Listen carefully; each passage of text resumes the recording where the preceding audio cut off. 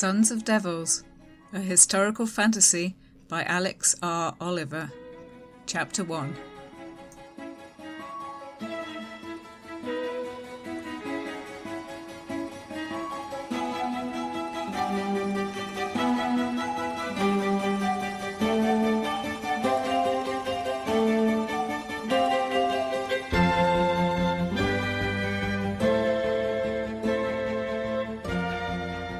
Chapter 1, in which the student life proves perilous. Stebbins was the first to die. Frank had grown to loathe the boat, his posterior aching from endless hours perched on his own travelling bag, as the mountains grew closer and chill winds blew down the valley of the Alt. Stebbins was crowded so close on one side he could not move his elbows. Prothero, on the other, continually joggled him as he tested the ever-increasing vril saturation with an etherometer of brass and chrism. Recently, Prothero had begun to squeak in surprise and delight every time this happened. "We must be getting close, lads. We're already at a concentration twice as high as Glastonbury Tor. I don't see how it can go up much higher without buckling the nature of reality wholesale." Prothero's obvious excitement went a long way towards soothing Frank's guilt. Neither of his friends would be out here in the Wallachian wilderness but for loyalty to him. They had turned the escape of a criminal into a respectable theurgic expedition. Though they had done their best not to grumble about discomfort, he still felt terrible if they so much as frowned, and unfortunately there had been a great deal to frown about. Not only cold nights on cold stones, strange food and stranger customs, but also a terrible run of bizarre accidents that had approached life-threatening at one point. Misfortune had dogged their heels like a hunter. This morning, however, had started well. Stebbins, the naturalist, was smiling as he sketched the approaching mountains, and Prothero was all but bouncing on his seat. "We should see it today. You have to be a member of the Royal Society to be permitted to study the vril accumulator in England. I didn't think I'd ever get the chance to see one active. I can't wait." Frank grinned back at him, unwilling to dampen his enthusiasm. But the prospect of reaching their goal was not as appealing to him as it was to his friends. They would go home afterward. He, who faced only a noose in England, would be left alone, revealed as the fugitive from justice that he was. He didn't relish the prospect. So Frank was leaning his chin into his hand, reclining awkwardly sideways out of the way of Prothero's contraption, and trying to sleep when it happened. They rounded a bend in the river between two sugarloaf-shaped hills. There came a crack and a flash, sharp as lightning, and Stebbins shouted something unmannerly and flung himself into Frank's lap. "What on earth?" Frank shoved him in the shoulder. His hand slid in something warm and red. The scent of black powder reached his brain, blessedly chemical in contrast with the slippery organic reek he could smell from Stebbins. As he was bending over to try and catch his friend's shoulders, Stebbins convulsed on Frank's knees twice. His mouth filled with blood and overflowed. "Stebbins!" Frank cried. Stebbins' chest was unmoving against his own, his torn waistcoat turning crimson, beginning to drip. "William!" Niku's hand came down between Frank's shoulder blades and pushed him off the seat. "Lie down. Lie in the boat. Do not get up." Frank laid Stebbins in a position of as much dignity as he could manage, as a second shot splintered the gunwale next to them, peppering him with splinters. In the bows, Apostol, one of their bearers, unslung his own rifle and took aim back. At the stern, silent Mihai bent double to the boat's pole, trying to speed past the attacker. "Bandits, young sir." Niku gave a fierce and chilling grin. "The mountains are full of them. Stay down." Frank caught Prothero's matching expression of terrified determination. "Oh God, let me not bring ruin on these, the best of all friends." We can help. You have rifles, you can shoot. Prothero dropped his notepad and pulled the long bag out from beneath the heaps of luggage. An English gentleman is always proficient in firearms. Niku flinched out of the way of another bullet. Good. Then you will lie flat and return fire, and I will take up the second pole that we may be through the ambush faster. Do not let them shoot me. Prothero passed the first rifle to Frank, followed it up with a box of shot, a rammer and a powder horn. As Frank wriggled to get the gun loaded, Niku joined Mihai at the stern. The boat speeded a little, though a trotting horse could still have outpaced it. With the rifle primed, Frank propped himself up on his elbows, stock pressed to his shoulder. He swarmed cautiously up until he could raise his head above the gunwale. Nothing to see but pinkish-brown rocks against a clear blue sky. One of the ledges of the foothills sprouted a dark blur as a hidden bandit stood up to shoot. Frank's world twisted and chilled as he got a good look at the man's face. Surely that wasn't... Lewis? No, my father would not. A flash of fire, a puff of white smoke, and then the bang of a report, and Frank had aimed and squeezed the trigger in return before he took a second thought. The distant figure recoiled and dropped. A cry came down the wind, harsh and sharp as the cry of some strange bird. Apostol, ahead of Frank, gave an approving laugh. The scholars are not such children as we thought. Something froze solid in the pit of Frank's stomach, leaving him feeling as though his viscera had turned to stone. He didn't have time to consider the feeling. On the contrary, as the rock sides abruptly swarmed with motion, his mind felt clearer than it had ever done before. He could not return fire against a whole pack of bandits. What could he do instead? What did they need? To spoil their aim. We need cover, darkness. Letting go of the rifle, he spread his hands and pulled at the shadows, as he had pulled at the sunlight in Gervaise's room.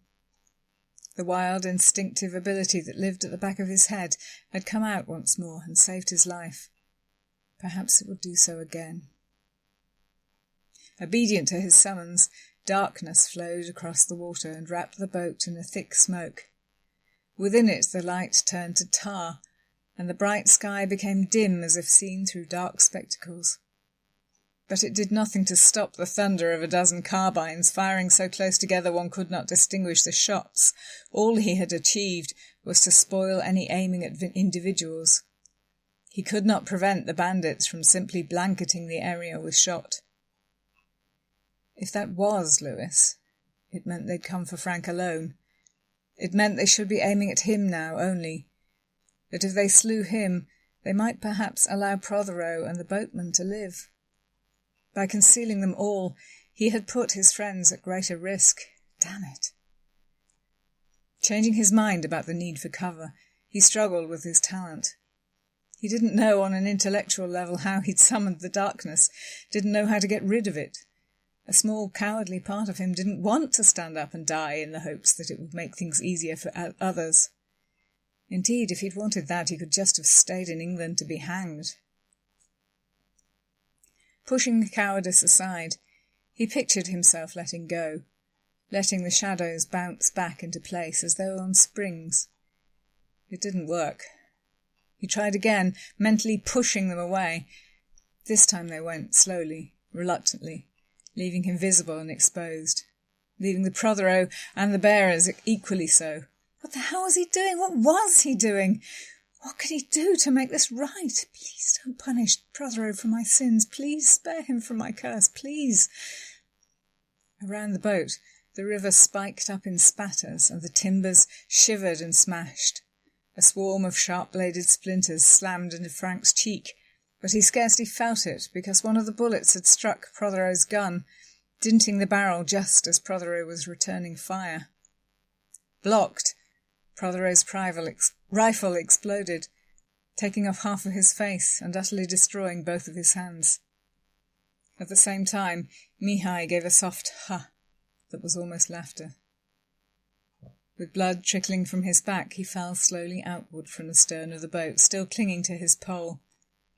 The river current caught him and washed both away. Numbed by his friend's death, Frank could not grasp the magnitude of this disaster for a moment. But the loss of one pole meant that now it would take twice as long to get away. Only 3 of them left, Frank and Apostol on their bellies in a boat filling up with blood. Niku, boldly upright in the stern, labouring with all his might as his own pole. Both Apostol and Niku had begun to sing beneath their breath, the heathenish, eerie music of the Orthodox liturgy, asking God for strength and protection, and, if he didn't feel inclined to answer that one, for forgiveness in the instant of death. Frank had long been told that it was his fault his mother had died in childbirth. His fault his father had grown cold and bitter. His fault that his elder brother had died at sea. He was indisputably responsible for Gervaise's death. When Niku fell, shot through the temple, just as they passed under the deepest shade of the hemming boulders, the responsibility of that fell on him too. His fault, all of this. Leaping up, he grabbed Niku's pole. Apostol came running from the bows, his almost skeletal face flapped about by long hair the colour of crow wings. "We must stop trying to get through. We must go back." "Yes," Frank agreed. "Yes, absolutely." He twisted the pole to push them into a curve that would eventually end with them heading downstream. "You go to the—" Apostol indicated the sheltered spot where he had lain among the baggage, and he was shot twice as he gestured. A third shot grazed along Frank's bicep like the press of a hot poker, but did not do him the courtesy of killing him too. "No," Frank protested, as the last of his companions dropped and left him alone. He might have stood there longer, stupidly gaping, if the boat had not obeyed his last push and driven its nose into the rocks at the river's edge. The grating shudder woke him up, forced him to take stock. Seeing their victory all but complete, the bandits had begun to come down out of the cracks and crannies of the rocks to line the shore. They were so close on his right, he could read the intent in their grins, and everything in him revolted from the thought of letting such grimy, greasy-looking creatures get the better of him. Frank jammed the pole into the riverbed and pushed with all the strength in him. The boat was a brutal, heavy thing, but it turned. If he could just get it facing into the current, let it be swept away downstream, he could outrace them. Get away, get back to somewhere more civilized where he would be safe. Then his right arm stopped working. His grip weakened and his hand felt limp to his side. He looked down and found he had been shot in the junction of chest and shoulder. The blood that welled out was making his shirt feel chill and damp. There was for the moment no pain at all. He wrapped his left arm around the pole, pushed again, and felt the blood come rushing up and grating past the embedded bullet to pulse out, burning now from the wound. His mouth was full of saliva, and he couldn't swallow. Then the current caught the boat, lifted it, and ground it again into the shore, smacking the bow hard on the rocks, making him lurch forward and stumble into the ankle-deep gore beneath the many corpses of his companions. Jeering laughter broke out along the banks. Frank hauled his aching, ton-weighted head up to see hands clutching at the gunwales, pulling him in closer to the ugly, grinning crowd. Women stood behind the men, and the thought gave him a moment's relief until he saw that their hands grasped sickles. There were bloodstains all down their aprons, and a matching red glint in their eyes. Panicking, Frank dropped the pole and scrabbled for his rifle. Unloaded and no time to prime it, the bayonet still tucked away in his bag. Reversing it, he smashed it down on the grappling hands as if it was an axe. The shoulder wound made him cold, shaky and nauseous. He was grateful for it, because it was that much harder to feel terror. He swiped at a dirty face, as, with a roar, the man leaped from the bank into the punt, swatted him with the tines of a rake, tearing the coat over his ribs and leaving long, shallow scores as though from the nails of a giant. Frank doubled over the pain of it, just as 2 more men jumped aboard. Outside, other bandits seized the boat's side and pulled the whole thing out of the water, grounding it. A hand curled around Frank's shoulder, squeezed the wound. His own scream choked him as he was lifted out by many hands and thrown into a ring of thin, hungry-looking outlaws. He had just time to close his eyes and think that finally, he was doing something that would please his father. And then all thought fled in favour of instinct, of curling in to keep his stomach and his face from the boots. Here, too, the wound was a mercy. He flapped in agony like a dying fish, but didn't have the strength to fight back. They beat him with reaping flails. The first man kicked him in the ribs, a burst of heat in his rib cage as though he'd swallowed coals, and he looked up, mouth open, eyes streaming, in time to see his own rifle butt poised above his forehead. A grim expression above it. He tried to say no, but he could only spit blood. And then someone laughed and the steel-capped rosewood came down. He thought very clearly, so this is it then, and had time to regret that his last thoughts had not been more profound, before a giant hand tore the world in two, and him with it, and nothing else remained. Pain. For a long time pain was everything. Then gradually other sensations joined it, cold all down one side, a moving cold that stroked him steadily in contrast with the dry and burning cold of his other side. He became slowly aware that he was shaped like a man, that both sides had arms and legs, some of the bones of which were probably not broken. There was a pinkness in front of him, and once he had identified eyelids, he opened them to find the sun shining on his face. Other things came quicker now. The cold slide was water flowing over his right arm and leg, which hung off the river bank and waved like waterweed in the shingle-bottomed pools at the stream's edge. Words flooded into his head, welcome and reviving, proving to him that he was man, not animal. That pain in his chest, broken ribs perhaps, that taste in his mouth and the thick fluid that clogged it, blood. He spat it out, and with infinite pains drew both his arms and legs under him. He tried twice to push up to hands and knees and failed both times.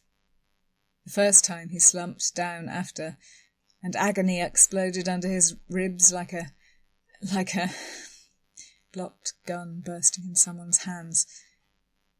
He lay whining and weeping, while his slowly healing mind picked at the thought that he ought to know who that someone was. The third time he went slower, every part of him shaking. He got his knees under him, was able to lever his torso upright, though all it did was make his head split, and the brains run out of his ears. His stomach rebelled, but fortunately he only had to turn his head a little to vomit cleanly in the stream, and wipe his face after with a wet hand. Now that he was upright, blood dripped into his eyes. He couldn't raise his left hand at all, but he felt the wound above his eye with his right hand, and his clumsy touch greyed out the world around him for what seemed hours. There was something he should remember about head injuries. Something he should remember about himself. What was it? When he looked down, he found he had been stripped naked. The ground around him was scuffed with the marks of many feet, but nothing else. He had expected... What had he expected? Bearers, perhaps. Equipment? People who would help him. A way home. Around him were foothills and mountains beyond. Pine forest on the other side of the bank. On his side, scrubland. An eagle in the sky above. The sounds of water and stone, and the shapes of strange clouds that flowed from the mountains along the river. He recognised none of it. He was utterly lost in a country he could not remember, and he didn't even know his own name.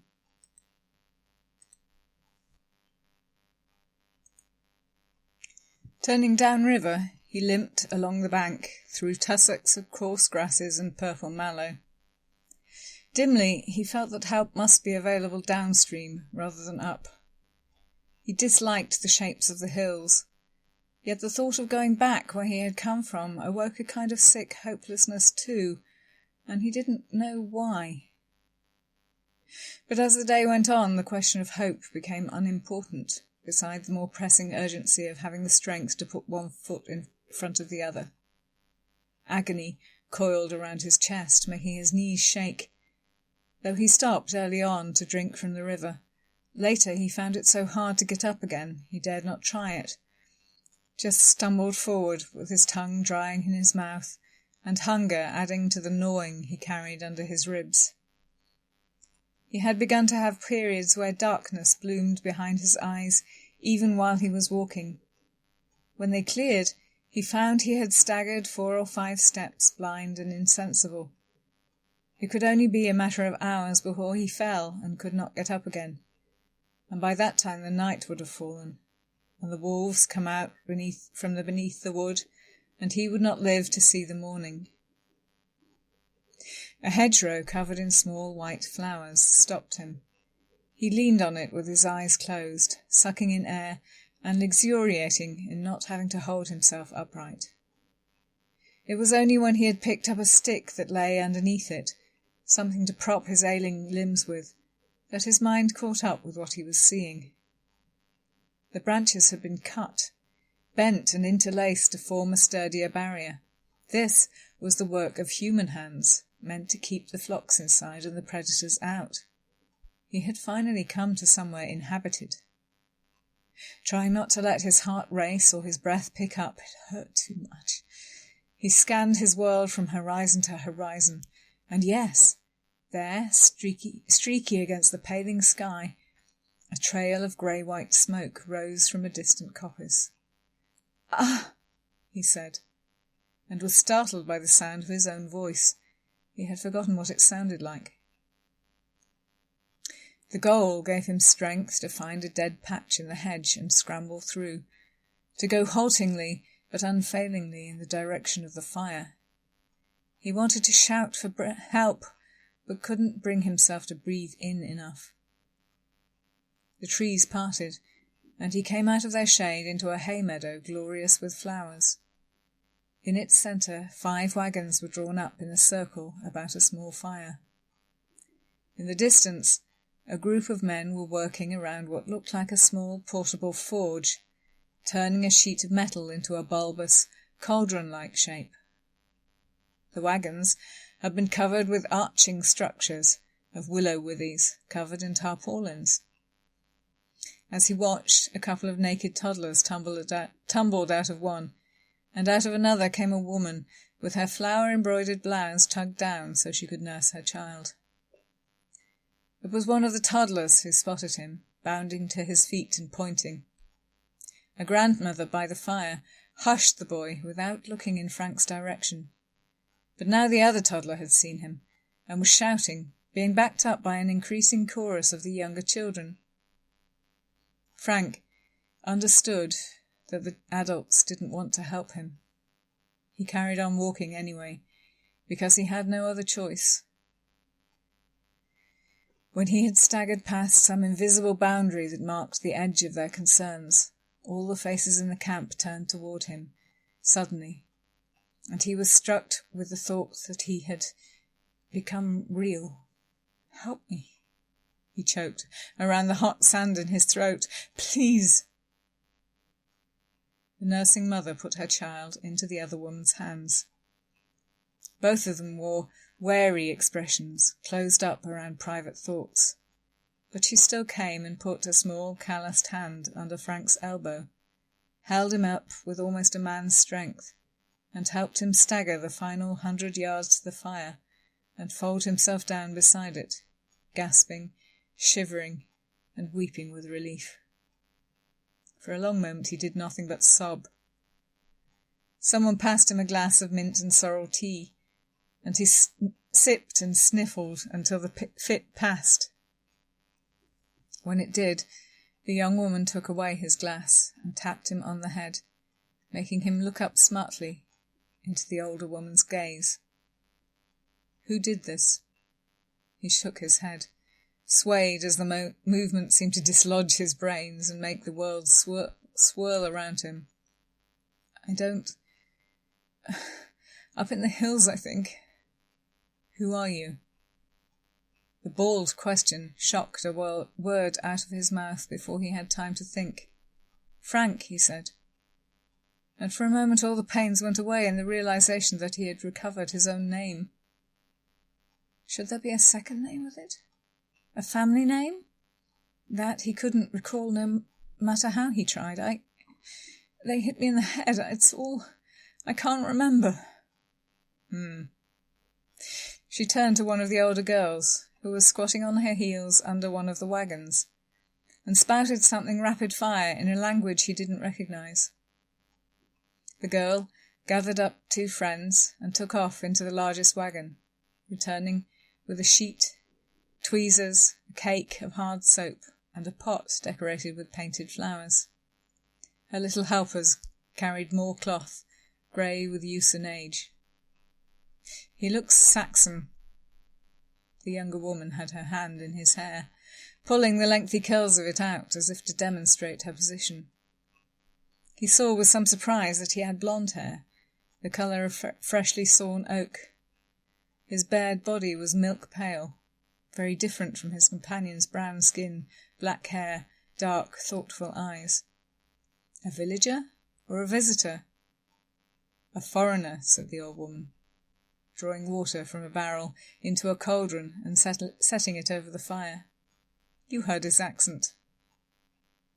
She poured a little of the soap on top and gave the remainder back to the child to be placed carefully away. He gathered it was a treasured thing and felt a great shame that it was being wasted on him. Speak some more, stranger, so that we can hear what you are. He could think of nothing to say, even less so when the younger woman laid hands on his bare skin, turning him to examine his injuries, tutting at what she saw. Is it bad? It feels bad. Where? Here. He hovered his hand over the worst pain.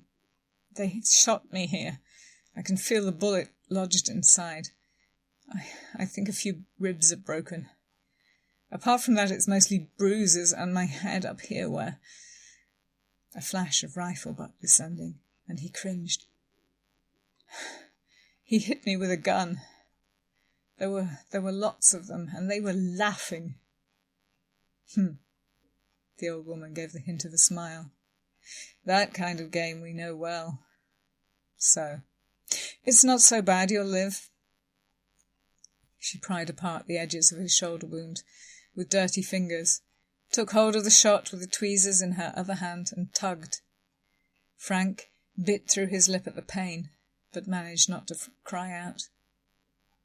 Then she dipped a cloth in the soapy water. This will sting, but it will help the cuts not to fester, so you must bear it. He felt fragile, as though too hard a breeze might shake him apart, but her matter-of-factness was comforting, telling him that others had survived such things, but all was not yet lost. So he endured the cleaning and the bandaging without protesting or flinching, feeling better for it. By this time the youths of the group had begun to return from every direction, girls from the riverbank laden with herbs and the roots of reeds, boys from the fields with slingshots through their wide belts, and rabbits dangling from their hands. There was a great deal of talk in that language he couldn't follow, and even more staring. If he tried to catch any one person's eyes in return, he found their gaze slid away. Not obviously enough to give offence, but regularly, implacably, letting him know they were not interested in making friends. "What are your names?" he asked belatedly, as the young mother helped him into the clothes they brought for him. Big, baggy, once-white shirt and flimsy, once-white trousers. I should know who to thank. He put together the scrupulous care with the soap and the fact that their young people had been out scavenging in hedgerows for their food, and felt again a gnawing of guilt. They had so little, and he was making them give it to him. I should know who to repay. We are nobody. The old woman smiled again, wise and harsh. We belong to Vacarescu. We are his slaves, and slaves have no need of names or payment. It is enough that we are permitted to live and to serve. Did she say this because she thought him some kind of spy? She thought that even after receiving all this help, after they had saved his life, he would give them up to some sort of punishment? I can carry no tales except of kindness, he insisted. Who would I betray you to? I have nowhere to go. I have no one to turn to, no family, no nation, barely even a name. I am Constanta. The younger woman handed him a rabbit and a knife with which to skin and gut it. And this our mother is Yuba, who is married to... Yuba cut her off in a flood of angry speech that made him lean in and pay attention to the rhythm. Something practised in him stirred with interest, trying to pick out individual words, listen for repetition and patterns. She saw him doing it and snapped her mouth shut hard, giving him the first overtly hostile look he had had from these people. But he understood it better now. He was a master stumbled defenceless among slaves. Whatever he individually had done or not done, they must look at him and see the enemy. You will not be alone for long, Luba said sternly. You are not a person whose death is shrugged over like a dropped pot. They will come looking for you. When they do, you will tell Vacarescu that we are good servants and loyal. That is all we wish or need of payment. You will not give him cause to punish us, and you will not give him our names. I swear it, he said, holding his hand as though it rested on a book. I have so much to thank you for. I will say nothing to harm you. I swear it. After this, he chopped meat for a while, in an ever-increasing daze. He was just awake enough to eat a bowl of the resulting stew and drink another cup of brackish tea before someone snorted at the sight of him, and he was picked up, walked carefully across the camp, and put to bed in one of the wagons. The mattress was stuffed with straw, laid out over a bench of small cupboards, painted like the pot with vivid flowers. He looked up at overlapping canvas that billowed slightly with passing breezes, and a moment or so later, or so it seemed, he opened his eyes to find everything around him had grown dim. The light of the campfire threw silhouettes of angry men against the bowed top of the wagon, and there were voices shouting, Luba's and Constanta's, and 2 or 3 men's voices. You are a disgrace to my name and to all our ancestors. Yes, be gone with you. And Frank, I am not expecting you to return. Do you understand? You are no longer welcome in this house. He breathed in sharp, seized up as the incautious movement struck through his rib cage like a sabre. His eyes prickled, and he pressed the heels of his palm to hold the tears in them, devastated, and not sure why. That voice had been in his head. Who had said that, and why? What terrible thing had he done to deserve all of this? It didn't matter. Outside, the voices were still wrangling. Now was not the time to worry about himself. He pushed himself to his feet and staggered the short distance to the door. Everything in him flinched from more anger, more fighting, more pain. But he pushed the fabric aside nevertheless, and limped down the steps with as much pride as he could gather. The argument cut off with his appearance, and all the faces turned to him. He took a cautious breath and resolved not to be selfish. If you're arguing about me, Be assured that I do not wish to cause you any difficulties. Tell me what I must do." "We cannot keep you here," said an old man's voice.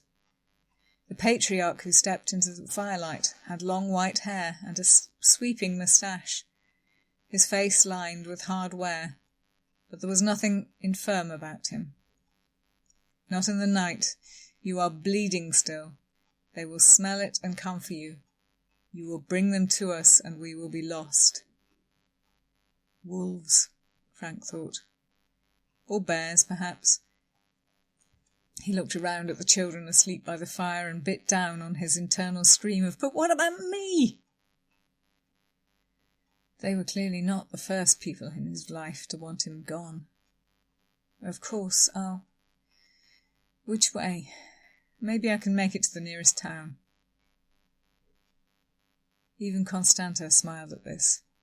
He hoped with approval, but he thought truly it was relief, and his belly filled with a despair that seemed familiar. The elder came to him and turned him by the shoulders, pointing him toward a gap in the hedge at the other side of the field. "Go there. You will find a path which slopes upward through the orchards and out into the foothills where the goats graze. When you come to the shrine at the crossroads, take the path which leads upwards. At the top of the hill, you will see below you the bridge and the lights of Murky village. They have stone walls to defend them. It may be that you can make it in time. With the help of God. It may be." It had the weight of an epitaph. Frank swallowed. As he braced himself, he found a cane pressed into his hand. One of the women wound her headscarf around his waist as a sash, and a hank of rye bread was tucked into it, along with a cross of ash wood that the whittler had been working on.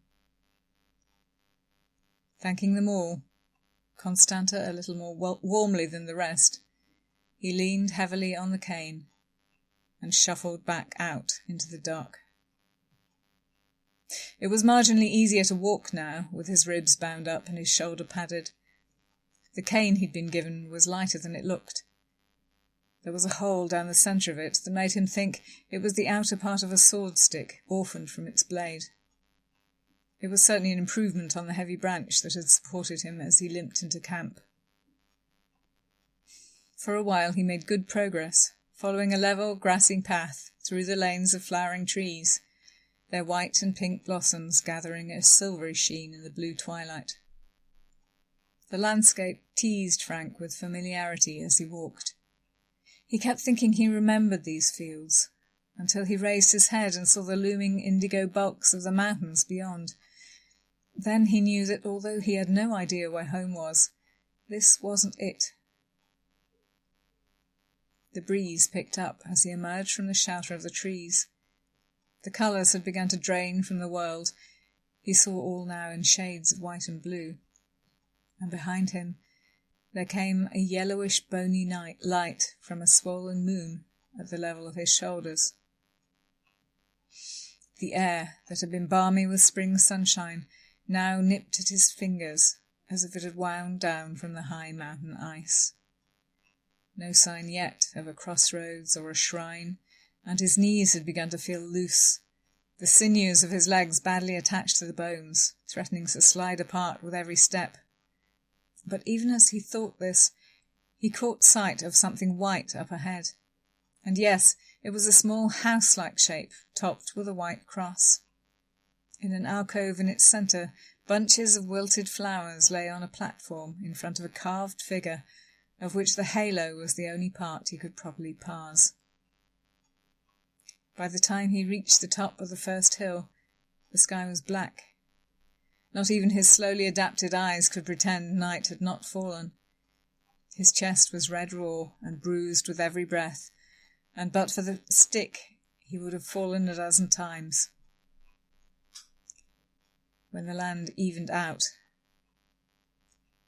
he had to stop, fear of wolves or not, and lower himself to his knees to breathe and pray and sob a little at the hardness of life. It was when he had finished his entreaties and fallen silent that he heard a voice ahead of him, a woman singing in a sweet whisper as sad as his own thoughts. His mind clutched at the sound as if rescued. It gave him strength to stagger to his feet and lurch on down the path toward it. He could see something now that wasn't a tree, something standing upright in the centre of a hollow on the other side of the peak, brushed with starry pallor. His footsteps faltered. Just as the song faded into silence, the tall thing's head turned towards him, or at least a shrouded shape, atop what might have been shoulders, swung around with the sound of his approach. It bore some resemblance to the saint he had just passed, a long sweep of pale drapery and a blurred nothing for a face. It was crowned in flowers, and only the fact that it did not move toward him kept Frank from bolting away, spooked by the eeriness. "Help me," it said. "If you are man and not devil, help me, please." It sounded like a woman, young and frightened. Frank swallowed his night fears and limped closer. It sounded like a woman, young and frightened. Frank swallowed his night fears and limped closer. The white pillar of her resolved into something that both made sense and only disquieted him more. This was no animated statue, but a woman in a white shift with a bride's long veil over her head. It covered her face, fell to her knees, and made her look like an upright corpse in a winding sheet. A circlet of flowers added a grotesquely festive touch to the fact that her hands were bound behind her, secured fast to a sturdy post embedded deep in the ground. "What on earth?" Frank exclaimed, in a language he didn't recognize. He folded back the veil from the woman's face, revealing a glitter of tear tracks, a tumble of loosed pale hair, and a gleam of impatiently bared teeth. "Who are you?" "My name is Mirella. Please, the rope, free me. They're coming. They'll take you too if you're out here. I can help you fight quickly." The bonds were a bewildering mixture of cords. He managed to pull free the knot of heavy rope, though his bruised fingers shook and cramped by the end of it. Beneath it, a second layer of white cords was so tight around her wrists he could see, even in the darkness, that her hands were swollen and dark. They felt cold to the touch. The loops of her bonds were cutting off the flow of blood. These cords were made of something soft, slippery and fine, and the knot had pulled so close he couldn't get a fingernail into it. He fumbled, tugged, and cursed, while the woman hissed with pain. But the bonds held, and at last he had to reel away, clutching his beaten fingers to his chest and curling protectively over them. "I can't." "Do you have no knife?" "No." He scanned the hilltop wildly for tumbled rocks. There was a kind of rock that could be split to make a sharp edge. He remembered this, but the hillside was smooth under goat-cropped grass, and he could see no convenient stone. "Why have they done this?" Frank asked. "What have you done to be left out for wolves?" "Wolves!" She laughed at him, sharp and high. "It's not wolves I fear. It is Vacarescu to whom I am sacrificed, and if you do not move fast he will have you too." The bride's crown and veil made some sense to Frank now. "Oh," he thought, repelled. It was some feudal droit de seigneur, he interrupted. The lord of the region exercising his right to bed a new bride before she went to her husband. Repellent, certainly, but surely something these girls were raised to expect, and therefore something that should not provoke such pleas and struggling. "I'm sure it won't be that bad," he said. "Not worth pulling your hands off for." "Idiot," she hissed, struggling harder. "You'll stick. Break it. It may be there will be a jagged edge." A pale blur passed over Frank's head with a whirring noise. Cold air struck directly down and chilled his spine. With it came fear, a blind, animal panic as of a rabbit in a track. Trap. He set his foot in the centre of the sword stick and bore down with all his weight. It cracked through, and there were indeed 3 sharp points left where the lower part broke from the upper. He got the most promising of these under the white silk bonds and sawed with all the strength in his numbing hands. "Oh," said a voice, out in the night's shade, a voice he could not find a body for. "Fair maiden, thou hast a swain." A man's voice, deep and cold, strangely accented. "And he also is fair. Perhaps your village will be spared for this generosity. I do like it when folk give me more than I require." The cord caught on the sharp edge, frayed and broke. The woman seized Frank's wrist and bolted with him down the hill. The unseen man laughed. "Shall I tear his throat out before you, and give you to sup?" And deeper darkness lay at the bottom of the hill. Trees, Frank saw, stumbling at the end of his strength and the woman's grip. The skin of his back felt the threat behind him like a million driven-in pins, but he couldn't move any faster, couldn't leap away doe-like as the young woman could. He could feel from her grip on his arm the impatient hauling that he was slowing her down. "Go," he said. "I can't run any faster. I can't make it. Go. I'll distract him." She dropped his wrist at once, picked up her skirts in one hand and sprinted away, and the white-hot pain in his chest made him stop and gulp air to cool the agony. If he turned slightly, he could feel the man's gaze on his face like the touch of metal left out in the snow. "How swift it makes your heart beat when you run from me," said the voice. Panic punched Frank in the chest, for by the sound of it, it was far closer to him than he had expected. He strained his eyes and saw a tall shape against the sky of stars. Broad-shouldered, its head rounded below, rising into a black cylinder, a walking shadow almost the shape of a man, with a glint of 2 pale, cold eyes in the shade and very white teeth. At the sight of that feral smile, Frank's body found a new strength, a fountain of energy bursting up from a spring of terror. He ran for the trees as if he was unharmed, all of his pains subsumed in the need to get away. His hunter laughed behind him, and as Frank raced over the final yards of rocky turf, plunged into the darker shade under the trees, there came again that thin whistle, and a twisting, ribbon-like mist flanked him, cold as a crypt. The night air filled with the earth-like reek of old, dried blood. Frank heard water ahead. Bounding over tree roots, he headed straight for the sound. To his left, the pale, cold thing kept pace with him, reaching out a tendril ever so often to stroke his face and chill his bones. Ahead, water cut through the deep valley. Not the mountain rill he had imagined, but a river, deep and black, edged with reeds and rushes. To Frank's right, a path led downhill beside the stream, the path the elder had told him to take to make it to safety in Murky. In the distance, where moonlight struck the water, something white could be seen moving, drawing away, fast. Mirella! He hoped fiercely that he had done enough, that she was far enough away. The thing following Frank stopped with him as he halted with his heels out over the stream.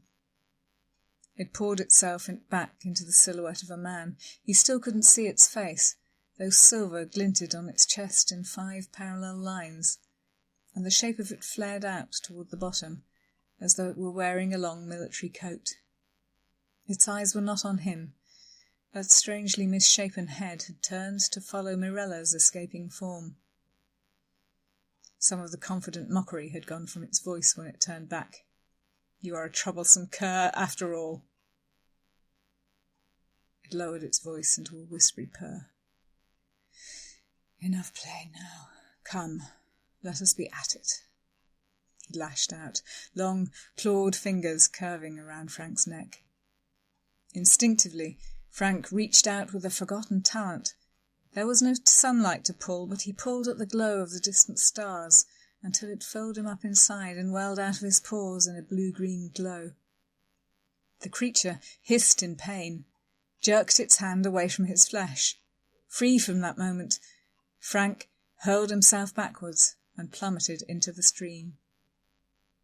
Profound darkness closed around him, and cold such as he'd never felt before struck him to the bone. The glow of borrowed starlight washed away. Frank held his mouth shut by main effort, keeping in the bubble of warm air, though all his instincts told him to gasp at the chill. A rock skewered him in the hip. He rebounded, and then the current took him, pulling him under, sweeping him on. He felt a bright flare of joy at the speed of it, a feeling of liberty. He had escaped. But a moment's thought contradicted that. The hunter would simply keep pace with the water, and when Frank came up for air, his monster would be there to snatch him up. The thought of those grinning teeth froze him worse than the mountain runoff. He fought the current, clawing his way out of the deep channel into the bank. His speed slowed. Soon he could pull himself in amongst the reeds, surround himself by stems. He burrowed further in until his questing hand closed on a tree root, and he came to a complete halt. He could not hold his breath any longer. He put the smooth end of his hollow cane in his mouth, raised the jagged end to where he thought the surface was, and sucked. Silt and water came down at first, but gave way to a cool draught of air, and he breathed it in gladly despite the danger. In the ooze of the reed bed, on a dark night, with the moon behind the distant mountains, he could see nothing at all, and that was good, because it surely meant that no one could see him. His heartbeat had just begun to slow, and his panic to abate, when the tree root to which he clung shivered slightly. And again. There was a pattern to its shaking. 1, 2, 1, 2. Footsteps coming closer along the bank. Trapped and helpless, he froze like the prey he was, breathed in deep, and held it for an infinitely long, terrible time of utter silence. Then the footsteps began again, going from a shake to a shiver, the vibration trailing off into nothing. They had gone. He had gone. Weariness at last overcame Frank. He hitched his arm more firmly under the root, propped his cane against it to relieve the other arm, and closed his eyes. In the sleep that followed, he lost his grasp on everything, didn't know how long he'd managed to hold on under the reeds before the rushing tumultuous streams buffeted him. All he knew was later, waking up, too cold to shiver, on a shingle bank beneath a single arched stone bridge. In the sky, a half-risen sun was pouring needles of prickly warmth over him, drawing steam from his thin, clammy clothes. He said. A long, drawn-out exhalation of agony and life. Turning over, he crawled up the bank and onto the road. Scarcely 500 yards away, the first house of the village was garlanded in edible flowers. Roses, marigolds, borage, and others he didn't recognise. Its gaily painted pale blue door stood open, and Frank yearned with all his soul for someone to come out. There should be drovers on the road, shouldn't there? Goose girls and goat herds and cows with tuned bells around their necks, making a slow, melodious jangle as they browsed. There should be women in the gardens, children on the green. At the very least there should be smoke from the smoke holes and chimneys of the neat, well-tended houses.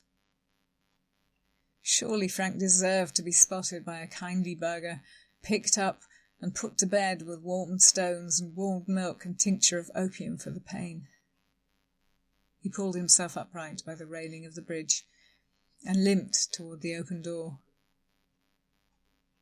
Inside, he found emptiness. No chairs, no table, a pile of straw where there should have been a mattress, and ashes in the hearth as cold as the stones that surrounded them. Frank spent some time on his knees in the empty room, with his arms curled protectively around his chest and his head bowed. He thought perhaps he slept. Even if the gap in his awareness could be called a sleep. At any rate, when he raised his head again, the sun was high in the sky and the air warmer. He had just stumbled back outside when a half-heard sound turned him towards it with a jerk and a racing heart. That was the sound of hoofbeats and the high metallic jangle of harness. Hope choked him. He ran to the other side of the village, almost as fluidly as if he had been hail, and by that time he could see the horseman crest the foothill, come cantering down into the river valley, all colour and movement and light. Frank had been shy to ask for aid from the roamer, but now he was desperate. He ran toward the riders, ignoring the lancing pain, long enough to raise both hands and wave, "Help! Help, please!" The horseman came thundering up, broke around him and went on into the village. A brief, vivid impression of coat skirts and tall boots and horse sweat, and then he was alone again. "No!" he sobbed, clutching at his hair. But they stopped in the centre of the town, and all but one of them dismounted, scattering to kick in doors. There came the sound of booted feet on wooden stairs, the crashes of furniture being hurled over. Frank turned and was skewered through by the steel gaze of the one man still on horseback. This must be their lord. He was better dressed, his long, deep blue coat lined with wolf fur, fastened with ropes of silver frogging across the chest. Atop his black hair he wore a tall, cylindrical hat, and the shape he made against the bright sky was exactly the shape the demon creature had cast against the stars. Even the cold grey gaze felt familiar. Frank seized up beneath it, pinned in place like prey, and that was just like last night too.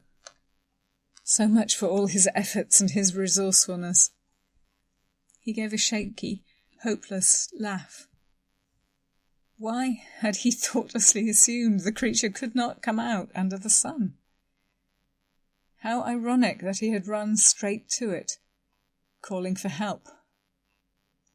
The man slid from his saddle, strode toward him, his harsh, handsome face aglitter with fury. He seized Frank by the elbows in a grip that seemed stronger than iron bands. Though he didn't remember where the conviction came from, it comforted Frank a little to think that perhaps he deserved whatever happened next.